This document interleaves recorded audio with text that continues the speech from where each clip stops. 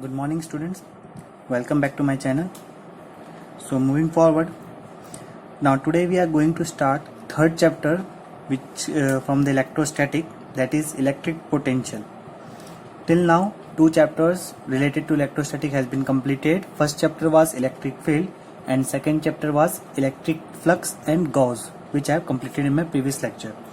So in my today's lecture we will begin with electric potential. So let us first try to understand the meaning of this potential. See, this potential word is very much similar in our day-to-day life talk. If some students work very hard and if he get first rank in his class, then we teachers used to say, no, the student is working very hard, that the student have a very high potential. So you can just resemble this high potential, means potential word is very much similar or resemble to the amount of work done. If someone possesses a very high potential, which means he can do a lot amount of work, or if someone is going to do a large amount of work, which means he is having a very high potential. So I mean to say that you just relate this potential very much with the work done.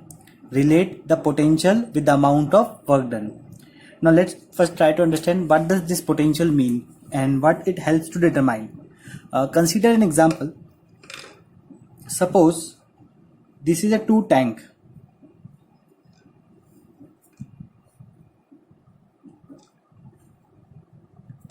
Both the tank are filled with some water.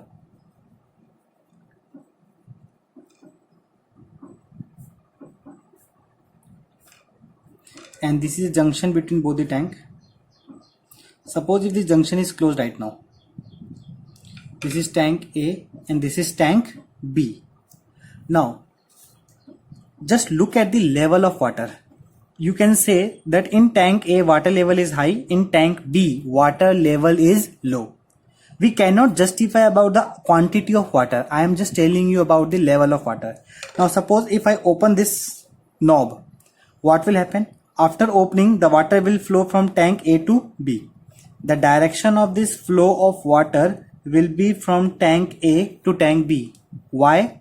Because in tank A water level was high,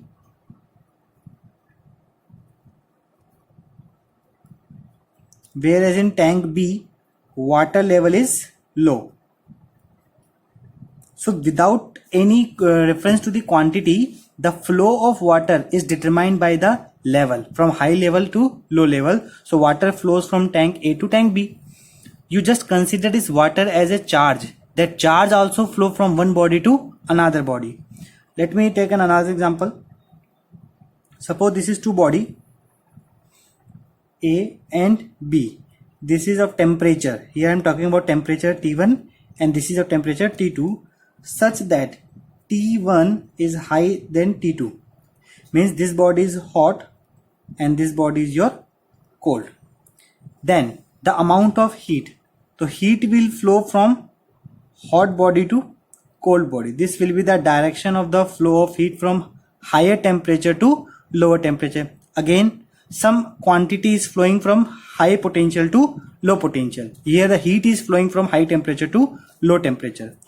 So if I take here, suppose this time I am going to take 2 charges. Suppose this is charge Q1 and this is charge Q2. And if a small charge Q0 flows from Q1 to Q2. Small charge flows from Q1 to Q2. Suppose this is charge at A, this is charge at B, and a small charge is flowing from A to B. This flow of charge is because we can say this body A is at high potential and this body B is at low potential. Means body A is a high potential, body B is at low potential. So the flow of charge from one body to another body depends on a quantity called electric potential. So we can simply say that this electric potential is the condition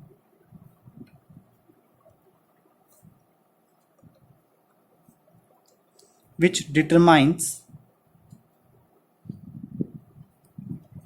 the direction of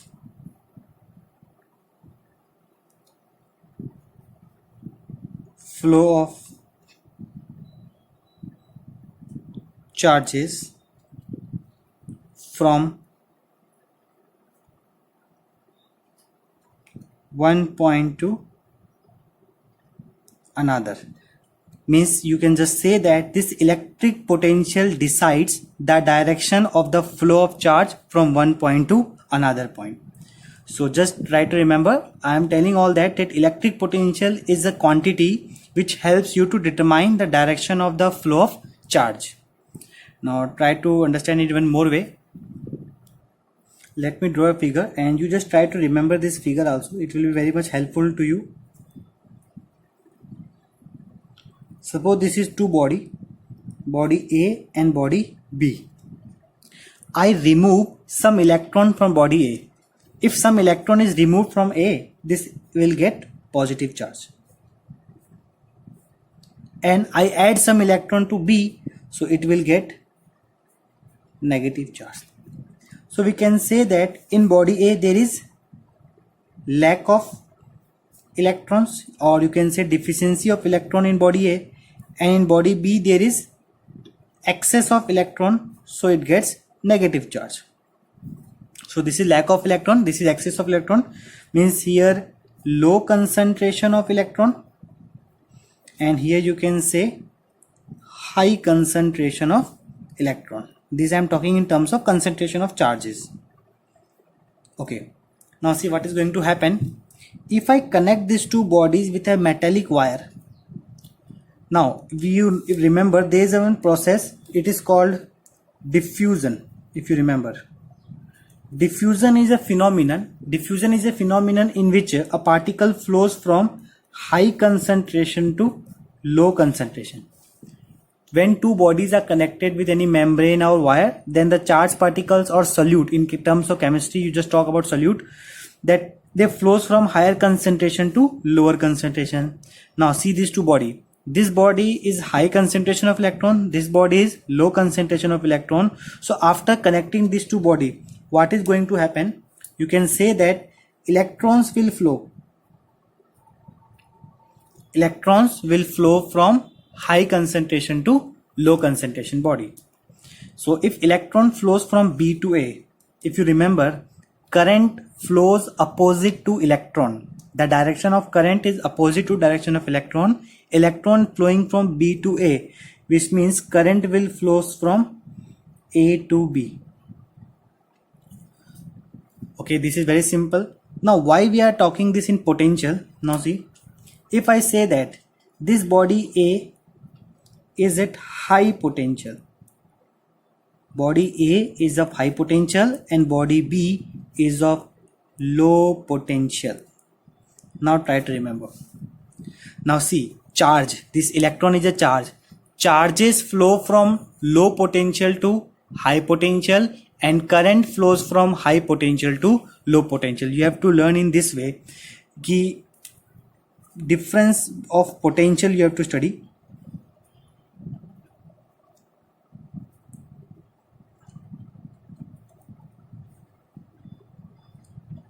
Always remember that charged particles, that is electron, always flows from a body of low potential to a body of high potential.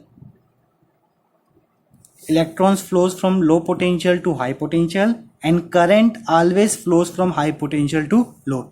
If you remember the direction of the current in a battery, this is positive terminal and this is negative. So current always flows from positive to negative, that is high potential to low potential. This positive terminal is a high potential and negative terminal is at low potential. So direction of current is always from high potential to low potential and direction of electron is from low to high. But how I am able to say this is high potential and this is low potential? How we can justify that? Now see, how to determine this is high potential? Consider it as an example. Suppose this is a test charge Q0. If you remember, in my previous section also I talk about this is a positive test charge. Now I had to bring this charge near to body A. In order to bring this charge near A, I have to do a large amount of work. I have to perform a very large amount of work because there will be repulsion between them. So here there will be high work done. So I had to do a high amount of work done. But suppose the same charge Q naught, it is placed here. And now this time I had to bring this charge to body B. So here this time there will be low work done. Because this is negative charge, it will attract the positive charge, so amount of work done will be less, and here amount of work done will be high. So where the work done is high, where we have to do a large amount of work done, that body will be at high potential, and where we have to do a low amount of work done, that body will be at low potential. Just take a simple example. If I tell you climb on the first stair, or you can just climb to the first floor of your building, so you have to do a low amount of work. And if I say to climb to the top floor of your building, then you have to do a large amount of your work. So simply in the case of building, suppose this is first floor, this is second floor, and this is third floor. And if you are climbing to first floor and someone is climbing to third floor, this third floor will be at high potential, because to reach this point you have to do a large amount of work, and this first point will be at low potential, because to reach here you have to do low amount of work. So we just justify this potential in terms of work done. So just try to remember this figure and this directions of electron and current. It will be very much helpful to you. So look at the definition of this potential, how this potential is measured. Till now we just talked about the potential and the direction of the flow of electrons and current, and this potential is helpful to determine that direction. But how we can define the potential, or how we can measure the potential? So see, the electric potential in an electric field means there must be the field present, and to find the electric potential we have to measure work done. As I told you, potential is very much related to work done. But work done in what? Work done in bringing a unit positive charge from infinity to that point in the field. Now let me explain this with the help of a diagram. So consider this charge Q and just name it as a source charge. And as we all know, what is present around the charge? This area, this region, we call this region as electric field. This is a region around the charge.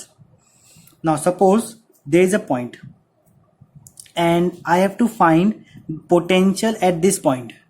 So to find the potential at this point, you have to do a work, and you have to do the work in order to bring a charge. Now suppose this is infinity point and there is a charge Q naught. This is just a test charge.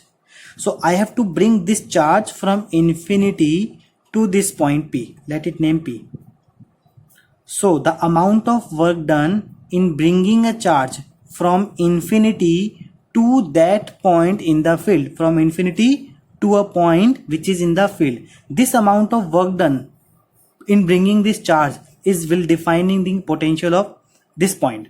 So we can just say that simple term, electric potential. So electric potential will be amount of work done in bringing a unit positive charge, that is Q naught. Work done upon charge, potential is represented by V. So the amount of work done W and the charge is Q naught. So this is the mathematical representation of electric potential of any point. So if in order to find the potential of point P, work done upon per unit test charge. This is the representation of electric potential. Now this potential, work done is a scalar, so electric potential is also a scalar quantity.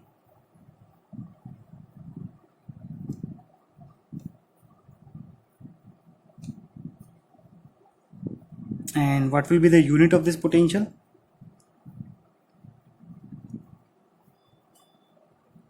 Just see it from the formula. To find the unit of this potential, work upon charge. Work is measured in joule and your charge is measured in coulomb. So the unit of potential is joule per coulomb, or you can also use the SI unit. SI unit is volt. We use V to represent the volt. This is your SI unit, or derived unit is joule per coulomb. So just try to remember the dimension also. It is also very helpful.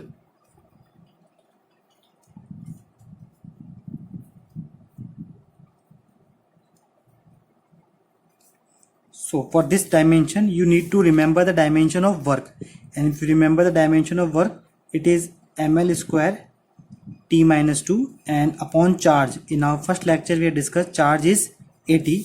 So the dimension of the potential is ml square t minus 3 a minus 1. This will be the dimension of electric potential. So my next topic is potential difference. This topic is just similar to the previous one. Let's see the definition first of all. Electric potential difference, that electric potential difference between 2 points in the field is measured by the work done, just like the previous one. Again we have to find the work done, and work done in moving or in taking a positive charge from one point to another point. There is only a difference of one word, that is infinity. In my previous definition I used the word infinity, work done to bring a charge from infinity, and in this definition I am just saying work done in moving a charge from one point to another. Means both the points are known to us. Now try to understand within diagram. So again consider this is a charge, let name it as source charge, and we know this will be the electric field around this charge. Now in this case, suppose I take a 2 point, this is point B and this is point A. Both are this point are inside the field only. So what I have to do, I have to bring a charge Q naught, this is the test charge, and I have to bring this charge from point A to point B. I have to bring the charge from A to B. So we have to do work. So work done in moving charge from A to B. So work done in moving a charge from A to B, let name it as WAB. So this is the work done in moving a charge from point A to B.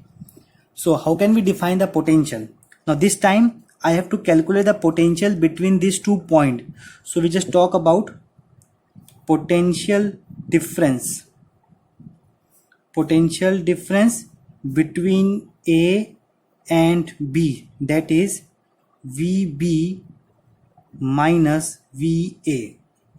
So according to definition, VB minus VA, potential difference between B and A, this potential difference equals to work done, that is AB, work done, and work done in moving a charge, that is Q naught.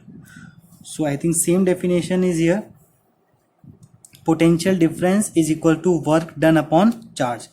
VA minus VB represents the potential difference between these 2 points, and WAB represents the work done in moving a charge from A to B. Now listen, this work done can be positive, negative or zero depending on this charge, source charge. So we'll see in our further lecture, but right now you just try to remember potential and potential difference both resemble the same quantity, work done upon charge. So it is also a scalar quantity, just like to previous one. This is only potential difference, scalar quantity, and the unit will be same as that of, so unit of potential difference I am writing it as PD, potential difference, that is joule per coulomb, or you can also use the unit volt, both are same.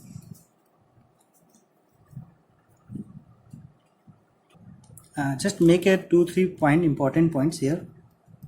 So we have defined that electric potential,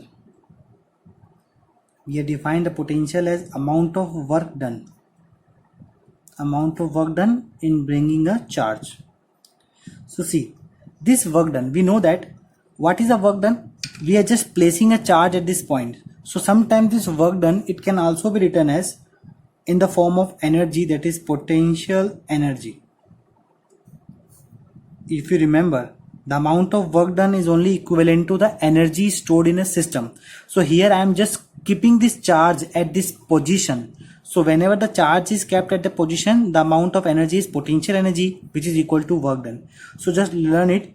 Electric potential can be defined as work done upon charge, or you can also write it as potential energy upon charge also. And one more important thing, electric potential at infinity. So for the infinity point, we define electric potential to be 0.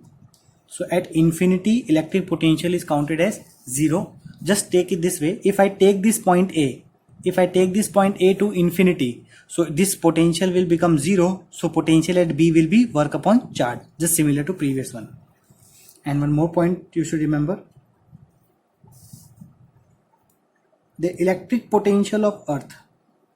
This is very important to understand the concept. Electric potential of our Earth. It is always taken as 0.